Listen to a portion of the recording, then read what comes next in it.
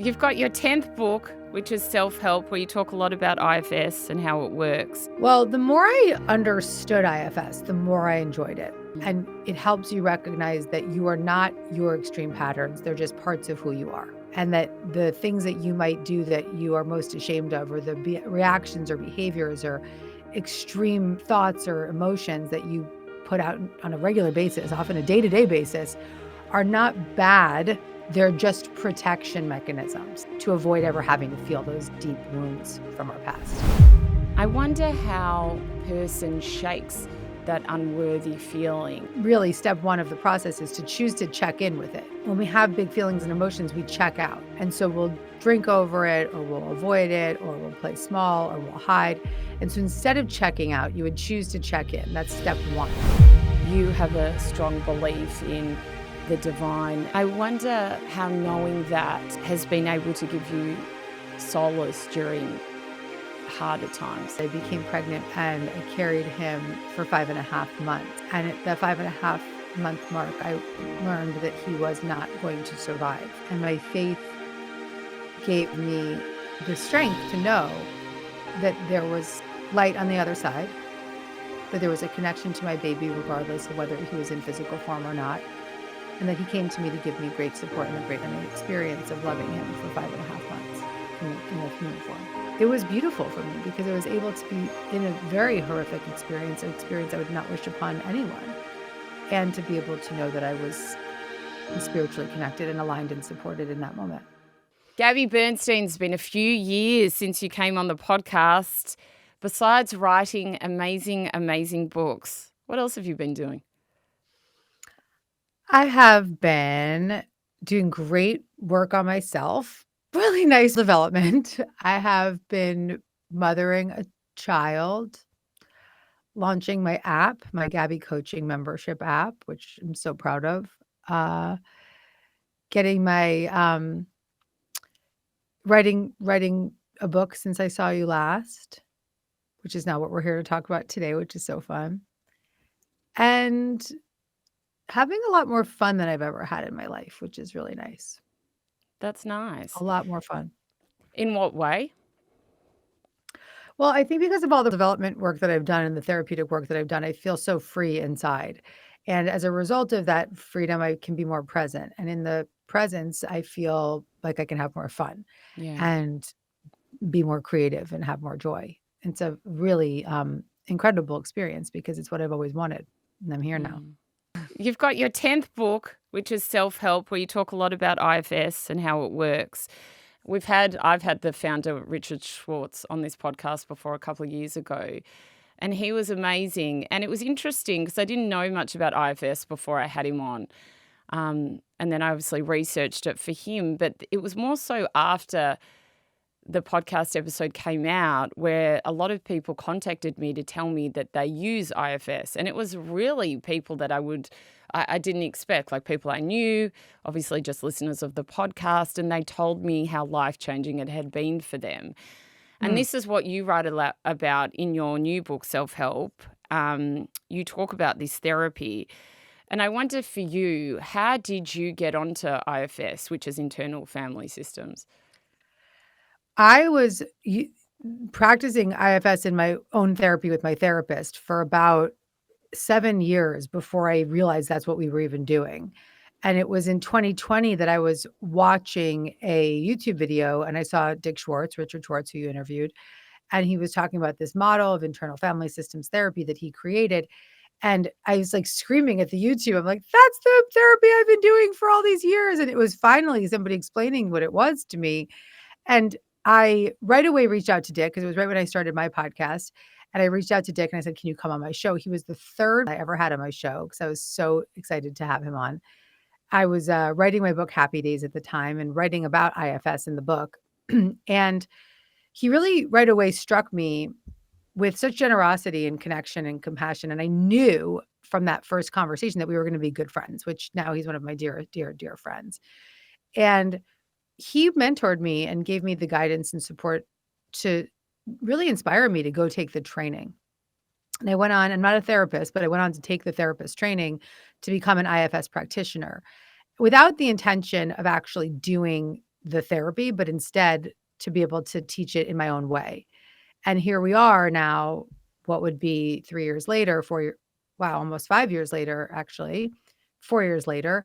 I'm level 2 trained in internal family systems therapy. I'm not a therapist, but I'm trained in the model. And I've written a book with Richard Schwartz's blessing to democratize IFS and make it self-help so that people can experience this life-changing therapy outside of the therapist's office and in their own world. And I've done it, and I'm really proud of it. And I'm proud that I've done the work on myself and that I've had the experience of the miraculous shifts that IFS can provide. And I actually just spoke to Dick this morning and checked in with him. And it was just really clear to me that the mission to carry this message is very real for me and, of course, for him, because this is his life's work. So I'm really proud to be able to teach it to people in a way that's going to be easy to access.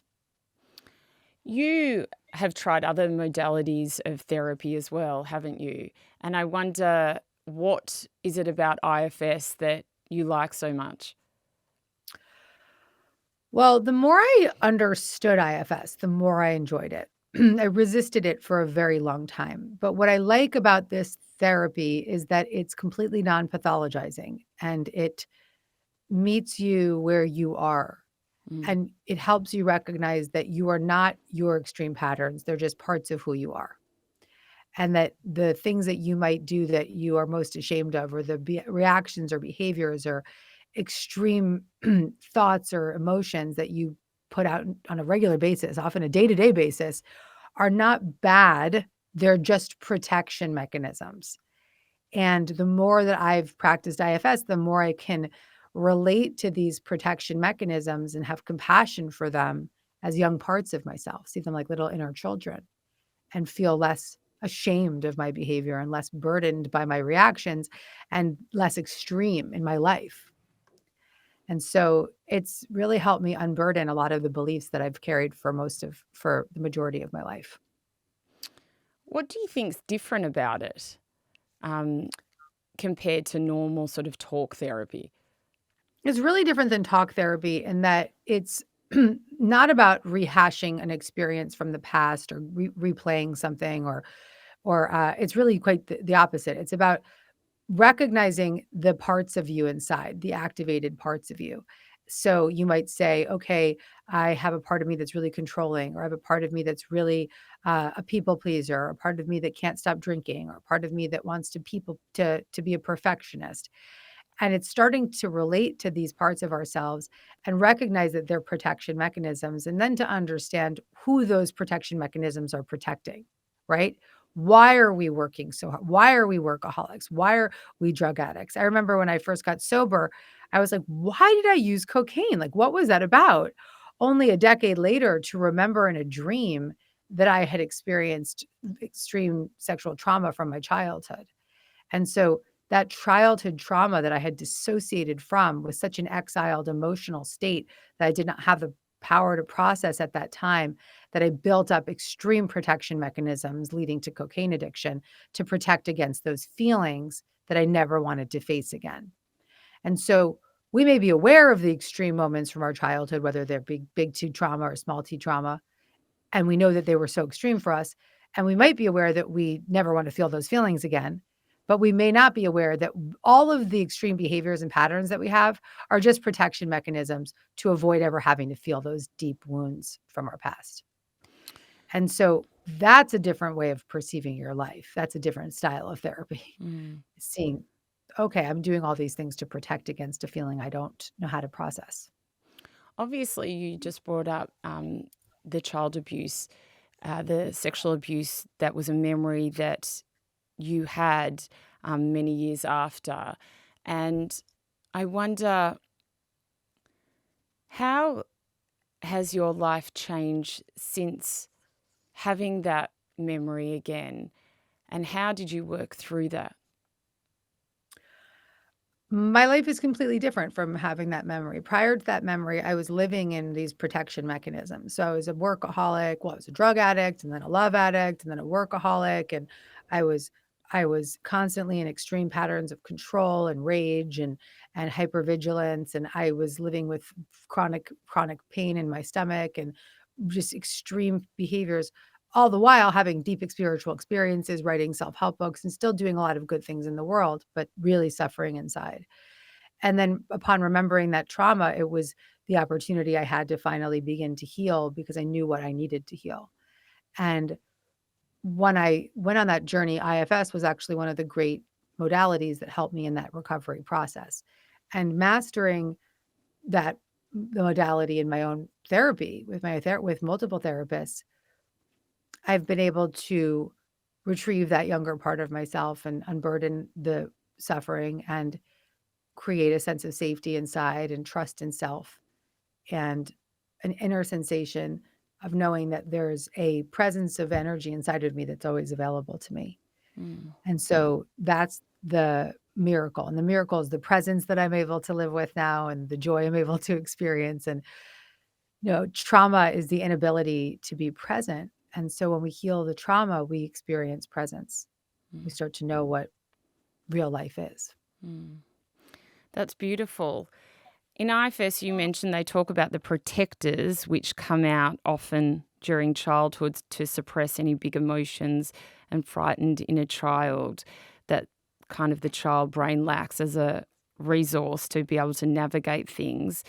And I wonder for you, how has getting and working with these different parts, um, how has that kind of changed your life? And do you still practice it now? Does anyone get to a point with IFS where they're like, okay, like I'm all healed now? Or is it very much like an ongoing process? I have 2 therapy sessions a week, and one's with a couples therapist and one's with a private therapist, both hand-picked IFS therapists that Dick Schwartz helped me find. So, no, I very much live the practice in my day-to-day life because it's so effective and it's still healing me every day. And then, of course, I went as far as to write a whole book about it, and so the self-help practice that I have in the book is it's not IFS, it's a self-help method, but it's IFS informed. So based on the principles of IFS. And so I practice my own self-help method multiple times a day and will continue to for the rest of my life. Mm. I wonder, you talk a lot about feeling worthy or enough, and it's, the first steps to manifesting. And I wonder how it shakes that unworthy feeling, which a lot of us have from childhood. And it really is a block to be able to grab our kind of dreams and bring them into reality when we have this underlying feeling of unworthiness. How have you worked through that, and how can one do that for themselves? I would use the model, the self-help check-in. So let's say someone's struggling with unworthiness. The first step would be to have the awareness that it's there, right? To be aware, okay, I have this feeling of unworthiness that's blocking me from attracting my successes and creating the things I want to create in my life. And so having that awareness is the first step, right? And once you have that awareness, you would really step one of the process is to choose to check in with it. Because typically when we have big feelings and emotions, we check out. And so we'll drink over it or we'll avoid it or we'll play small or we'll hide. And so instead of checking out, you would choose to check in. That's step one. And so choosing to check in is just focusing your attention inward towards the feelings of unworthiness, towards the part of you that feels unworthy or believes you're unworthy. The second step is to become curious about that unworthiness. And so you would ask that part of you, how old are you?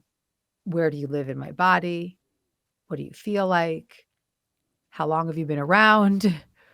You might ask if there's like any feelings or thoughts or sensations that are attached to it. And you just keep getting curious about this part of you. Let it speak up, let it reveal to you more information. And then once you've offered it some curiosity and you start to have a little bit of a sense of like, oh, yeah, it's telling me it's very young and it's showing me some images of me as a kid. And oh, yeah, there's that time that I remember that's associated with it. And you start to gather some information. Then you would offer it the third step, which is compassionate connection. And you'd ask that part of you, what do you need? And then the part will speak up and it'll say, I need to rest, or I need to feel love, or I need to cry, or I need to dance. And then once you've gone through those steps, the fourth step is you'll check in with your internal feelings, and you'll notice how you feel. You'll notice any shifts inside, and you'll look for these seed qualities of what's called self, which is your resourced energy, your highest self with a capital S. And you'll see, do I feel a little bit more calm? Do I feel a little bit more connected? Do I feel some compassion towards that part of me? Do I have some curiosity to know more, courage to do some deeper work? You'll check and you'll see if there's any of those C qualities in there: connection, courage, compassion, creativity, clarity, compassion, we said. And as you notice that, if you even feel the slightest bit of calm or the slightest bit of courage, you know you've done the self-help check-in. And that process is just a process I would hope you would rinse and repeat, rinse and repeat, rinse and repeat. And the more you offer that attention to the unworthiness, and the more you let that unworthiness know that there's actually some safety inside, and that you could actually be paying attention to it, and you can respect it, and you can be compassionate towards it, the unworthiness starts to settle and become less extreme, and starts to sense, you know what? There's actually this tool, and it's kind of feeling good inside of me. Maybe I can go do that next time I want to check out, instead I'll check in. And the more you do that, the more you develop what's known as self. And self is the energy of courage. Self is the energy of connection, creativity, compassion, clarity, all of these C qualities. And that self energy is void of these fears. It's void of the unworthiness. The self energy is the presence of who you truly are before you had these burdened experiences that told you otherwise. And so that's the practice. And it's really a self-guided practice that is allowing you to access your own inner healer. I wonder, from all the work that you've done, because you obviously have helped a lot of people be able to do the different steps to manifest their dreams into reality, what do you think are the biggest blocks that people find when they're trying to manifest what they want? Well, Sarah, we manifest what we believe. So when we have these burdened belief systems of unworthiness or inadequacy or being unlovable or not good enough, or I can't stop doing this. If I don't do this thing, I won't be, for me, the belief was, if I don't do it, nobody else will. I'm still working with that even this morning. And these beliefs block us from manifesting what we want, because we manifest what we believe. So the real manifesting flex, the real manifesting, the new manifesting is this self-help check-in. Because if you start to heal the beliefs, then you heal your energy, and then you start to put out a different message to the universe that you are worthy, that you are lovable, that you are good enough. And that's when you start to attract what you genuinely want, and that's when you can actually keep it. I know that you have a strong belief in the divine and the world that we can't see. And I wonder how knowing that has been able to change your life and has been able to give you solace during harder times. Oh, wow. Well, yes, yes, and yes. So my faith has been the through line of my life. And it gets stronger and stronger every day. And my faith that I've been developing for my whole life, truly, but particularly and consciously for the last 2 decades, is the resource that I have to move through really difficult things, and to trust that when things are rough, that there is guidance and wisdom beyond my physical sight. An example was in 2021. In 2020, I did a year of IVF.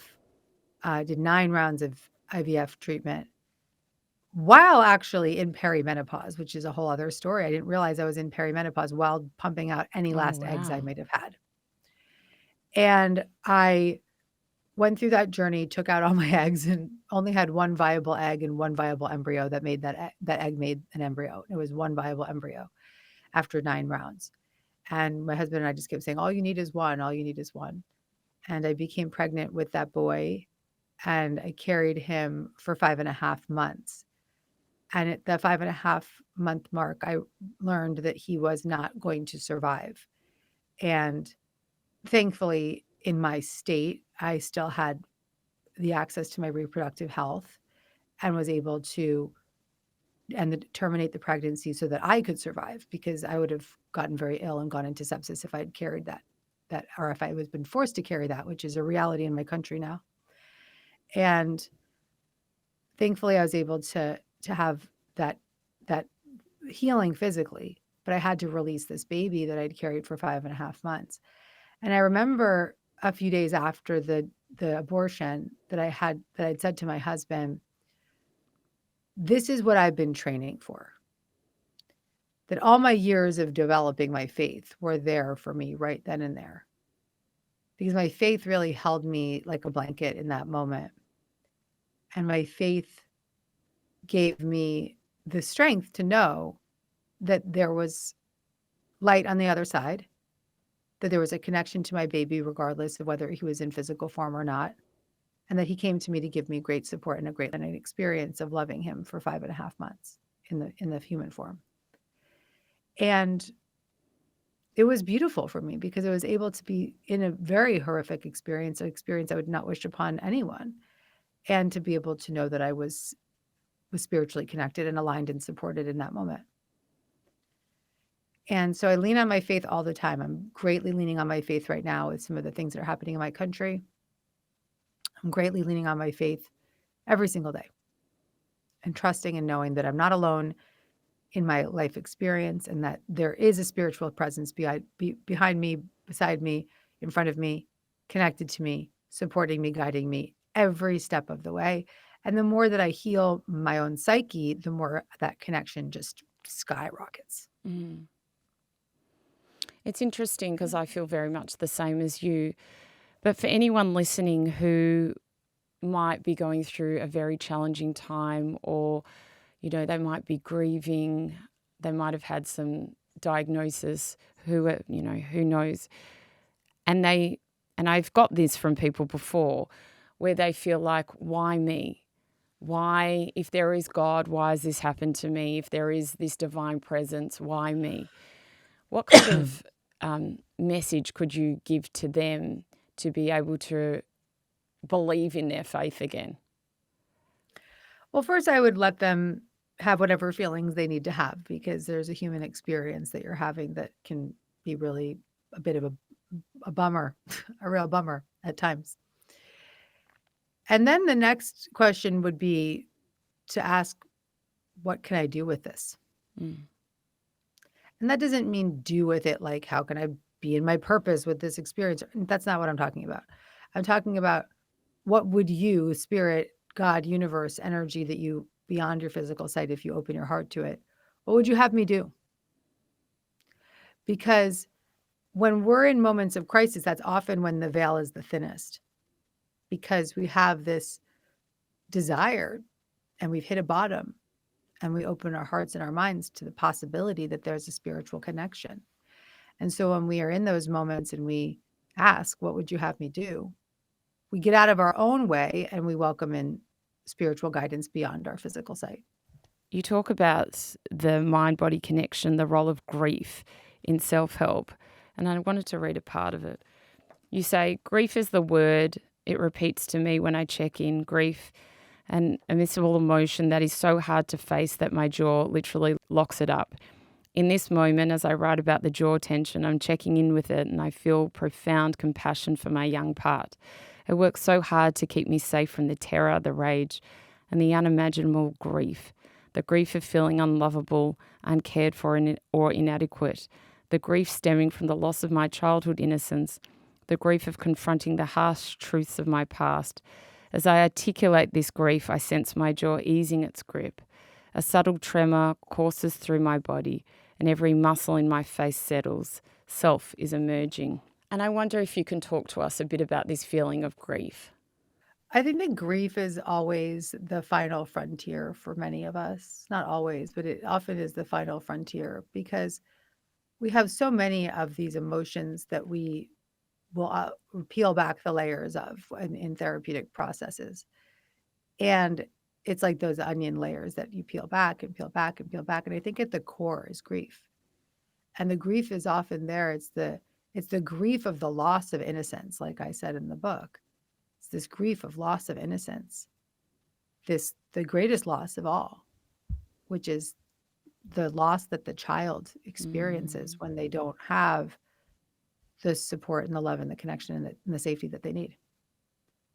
And particularly, now that's not every human, some people don't have that same type of experience. They still have protector parts and they still have extreme patterns and behaviors, but they may not be as extreme, or they may not be driven by grief. But for those of us who've had extreme experiences or experiences that are just really big for us, the grief is there.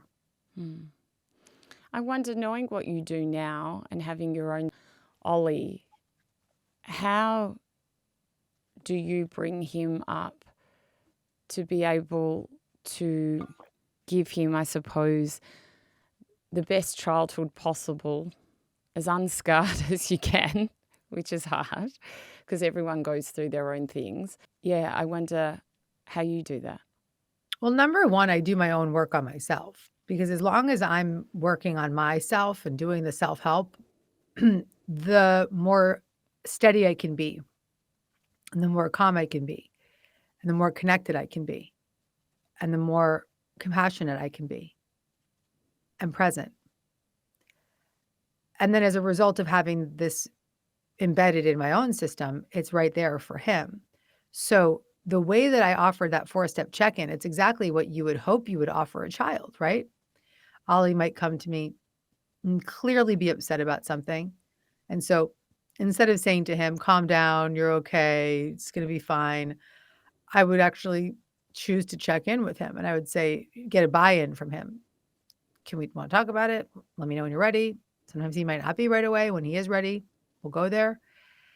And then the second step, I'll become curious. What are you noticing? What are you feeling inside? What's coming up for you? What are you thinking about? And then the third step is I'll say, what do you need? Compassionately connecting. What do you need? And then once I see him experiencing that self energy from me of that calm, connected curiosity and compassion, I'll see his whole system settle, and I'll see him literally in real time almost alchemize from an extreme part of himself into a little boy again. And that process is not what most of our parents pulled aside and did with us. None of us had that. And so for him to have that, it's a miracle. Doesn't mean that he's not going to have his own burdened experiences in life, and I can't save him from everything, but I can help him create that resilience and have that process inside of him. And to have him know that he has a safe presence in me and his father. I mean, his father is the most amazing father in the world. So he's going to experience life on life's terms, but he's also going to experience what it's like to feel safe inside. And for us that didn't have Gabby Bernstein as a mom, we have to do a lot of supportive work now to become our own inner healer and offer those steps to ourselves. Social media is obviously a big part of your life, and anyone that's kind of public facing, it's a part of my life too. And you have made a choice not to put your face on social media. I've never put any of my kids' faces on social media. I never block them out. I just don't put them on. And it was a choice that I made very early on when I started doing this work, that it's just something that I didn't want to do. And I wonder for you why you made that choice, and if that's something you will keep on doing. Well, 100,000% I will keep on doing that. And why did I do it? Because he didn't ask to be there. Because he doesn't know who is watching. Because it's unsafe. Because I don't have his permission. And because what am I getting out of that? That's the question you have to ask yourself. Look, it's very different if you have a private account with your friends and you're showing your kids. And it's so different. That's just like sharing, texting pictures to friends. That's what Mm. it is. But anyone with a public profile, particularly beyond your friend zone, to really ask yourself, why am I doing that? What am I getting out of that? That's so interesting because my kids have said to me, like, they'd be so happy for me to put their faces on, but, they're slightly older than yours. And I'm like, there's absolutely no way that I'm doing that. It's just not something I feel comfortable with. And it's not, would more people look at my pictures? Probably. But like, do I care? No, this is not about you. And I think, in a world where everyone does what they want to, but there is a lot of that kind of people do put a lot of pictures of their children up. I find it very refreshing to hear what you do as well. Yeah, I'll never put him there. I mean, look, when he's 25 and getting married and, she'll post a picture and tag me in it, you know what I mean? But, and by that point, we'll all be using virtual reality anyway, and it won't matter. And posting will be over and there'll be AI versions of all of us. So I don't even, know what's coming. So Yeah. I, uh, I just don't think it's not for me. It's not for me. Mm. It's not for I him. I wonder, you have obviously, as we said, this is your 10th book, and that's a lot of books.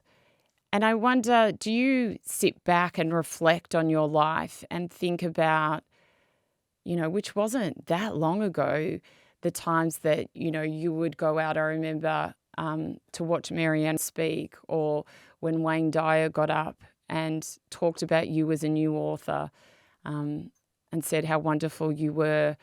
And I wonder, do you think about that often and how far that you've come? I reflect often on that when I'm around my sober anniversary, because my sober anniversary marks the transition in my career. Because right away I started teaching spiritual principles right when I first got sober. So around my sober anniversary, I often will reflect and think a lot about where I was and where I came from and what it took to get to where I am today. And truly, what I'm most proud of in my life is my recovery, is my inner freedom. And I know that my late mentor, Wayne Dyer and Louise Hay, are here with me right now, and they're applauding and they're holding my hand and they're walking me through this life, guiding me and giving me direction and many opportunities to give me direction and to continue to carry the message. And yeah, it was a privilege to have those kinds of teachers in my life in the human form, and it's even greater privilege to have them as my teachers in the spiritual form. Mm. We love Wayne Dyer on this podcast, and we've had Serena on.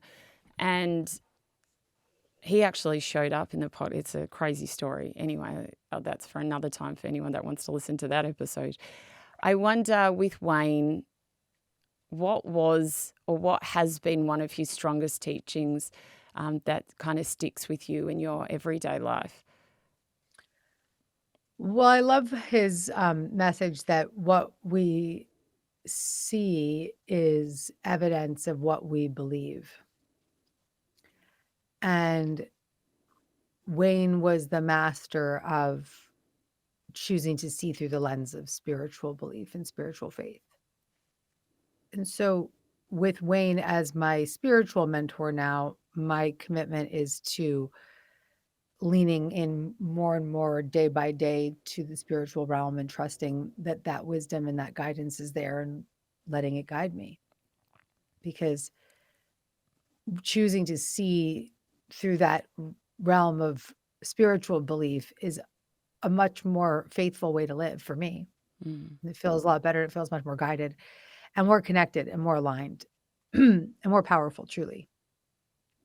Do you still, or are you still working on doing mediumship and practicing that element in your life? Yes. So Sarah, I'm like a full-blown medium now. Oh, And I wow. always was. I don't work as I'm not like doing readings for Yeah. people Yeah. unless like it's a friend, or this morning I did a reading for a friend.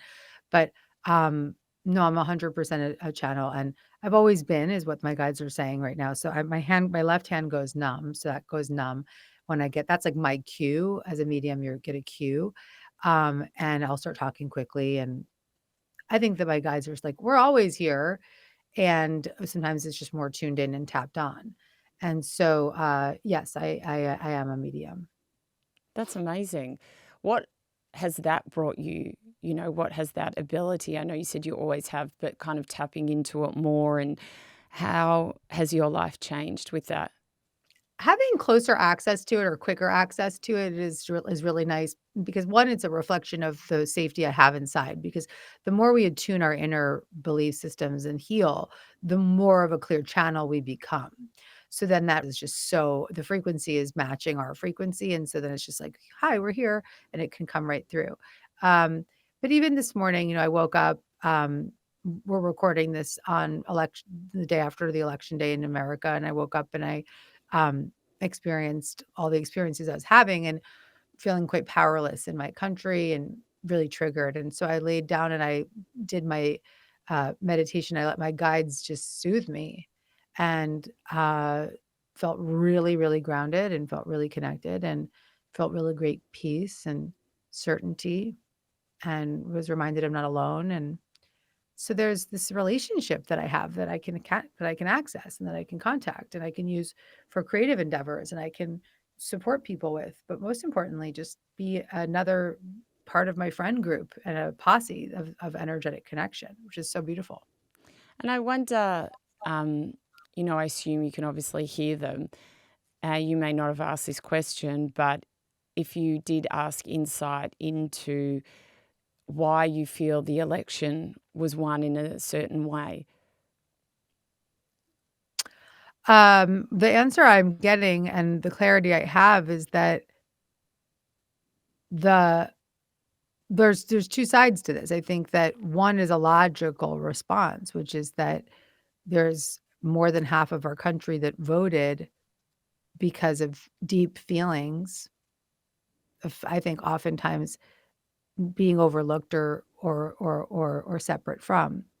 And the results of the election, regardless of which choice was made, really are results of separation. And we live in a divisive country that is not aligned in views or values or hopes and dreams. And that divisiveness is very dangerous. And the direction that I'm receiving now as a result of this day is to do whatever I can as a spiritual teacher and in this new book in particular to help people heal the burden beliefs that they have inside so that they can feel greater connection to themselves, but also to others. Mm. And so as we start to do this kind of self-help work that we were talking about, we access more of that compassion and connection. And those are qualities we have to be greater leaders, to make bigger impact, and to heal.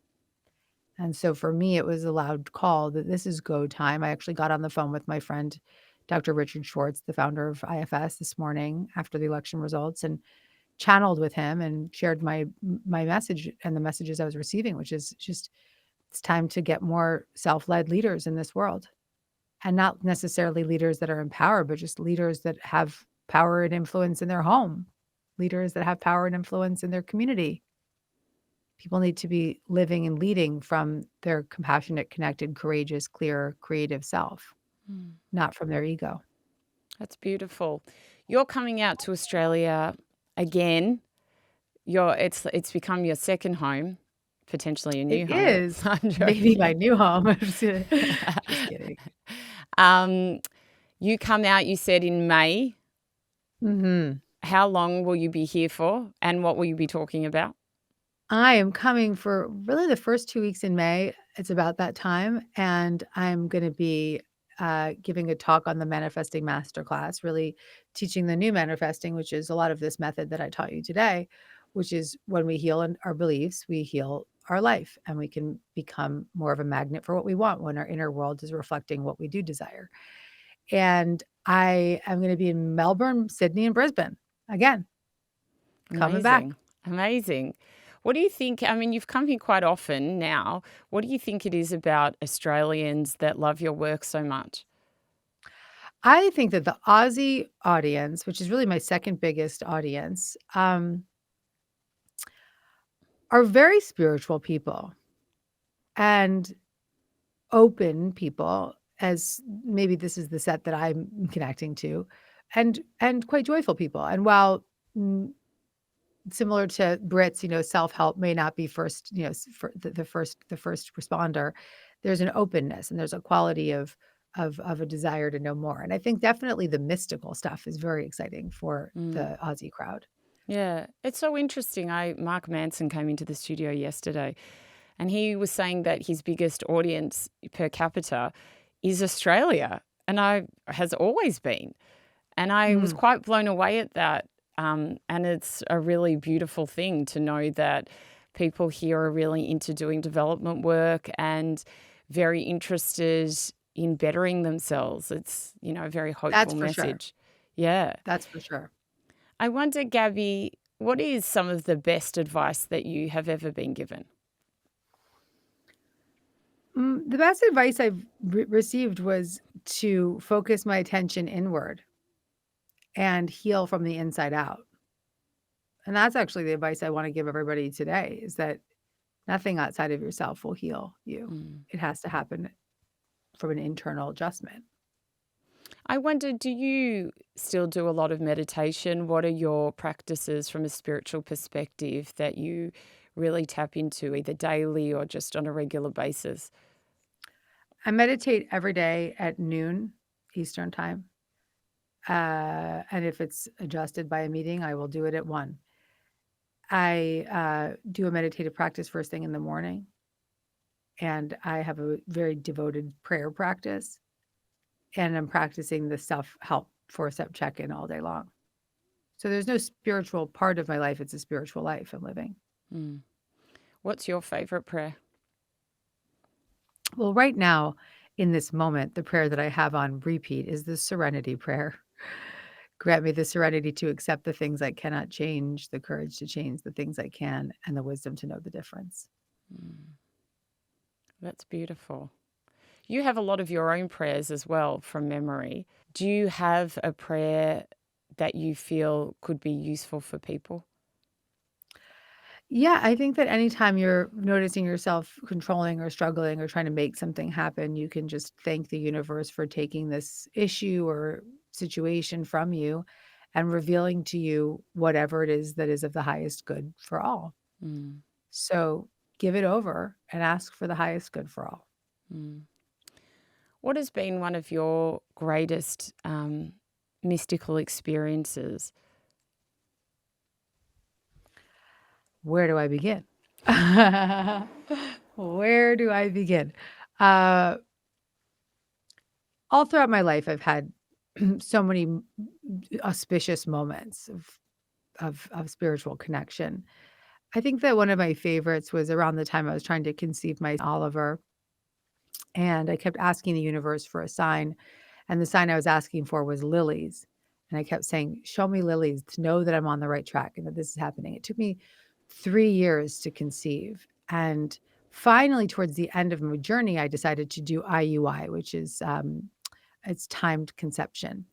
And I did my first round, and I got the phone call from the doctor, and she said, it didn't work. And I was so heartbroken. And I remember going to my husband's office and sitting on his lap, and my phone was on the desk, totally locked, like the phone would be. And I'm crying and I'm crying and I'm crying. And all of a sudden, this starts playing on the phone, like out of nowhere. The phone starts playing. It was a locked phone. And this was this called Way Go Lily. And the lyrics kept repeating, Way Go Lily, Way Go Lily. Went to go turn the phone off. So I was like, what the hell is this? And I started to listen to the lyrics. I was like, this is just repeating the word lily over to me. And then I looked closer, and the album title was I Saw the Sign. Mm. Wow. So that's how spirit will work. And then the next month I was pregnant with my.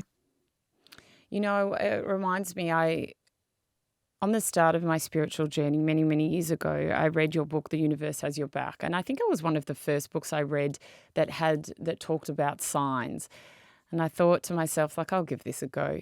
And I think you mentioned owls a lot in that book. And I thought I'll also, think of a sign of being an owl. I don't see many owls often at all. So I at the time was still doing producing, and I was producing Australia's biggest podcast, which is a comedy podcast, and I had gotten that job and had huge imposter syndrome because I was working with the biggest celebrities in Australia thinking, oh my God, I'm their executive producer. And even though they had shown me no signs of ever thinking anything but love towards me, I had this feeling of being inadequate. And I said to my guides, if everything is going to work out okay in this role, show me an owl and make it really obvious so I know. And literally, I'll never forget, I'd gone out for dinner with some friends and they were dropping me home. And they dropped me home and it was, maybe 11 o'clock at night or something like that. And the minute I walked into my house, I heard this whoosh, whoosh. And I thought, what is that? And then bang, this huge owl stops and lands on my veranda. And I thought, shut the F up. This is not normal. And I remember I've still got the photo on my phone. I took a photo of it and it was my first real knowing of this works. This actually works. And, go on, fast forward many years later, my career takes off. I have this podcast and I have to say to the boys, I need to move on. It's been an amazing few years with you. And obviously I never had anything to worry about and we adored each other. And it was a great few years that I produced their podcast. And having those signs and knowing about those signs is just such a wonderful thing. And again, I think it just reinstates that faith, knowing that there's more to life than what we can see. That's right. So beautiful. So beautiful. I wonder for you, Gabby, what is a life of greatness to you? A life of greatness to me means that you have a relationship to every part of who you are and you love every part of who you are. And with that connection inside, you had the access to safety and a serenity that you never really could ever have thought was possible. Gabby Bernstein, your new book, Self-Help, is an unbelievable read. Everyone should go and buy it. I'm sure we will hear more news about your tour. Thank you so much for coming on the podcast. It's lovely to see you again. It's so nice to see you. Thank you for having me.